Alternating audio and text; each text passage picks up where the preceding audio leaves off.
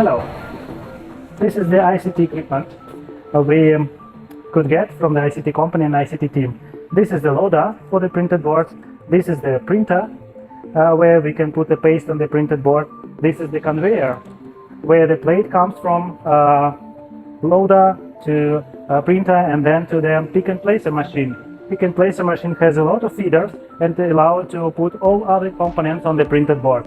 When we have conveyor, which is deliver the printed board to the I.C.T oven. I.C.T oven allows to get finally assembled printed boards, and at the end we have unloader.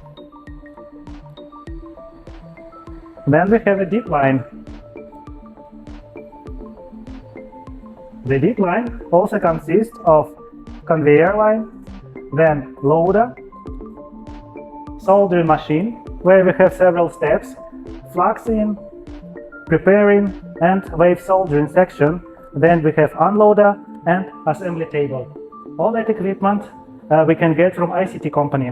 So we are very glad that I.C.T help us and provided equipment. Especially thanks to the I.C.T team, to Peter and Kevin. Thank you very much.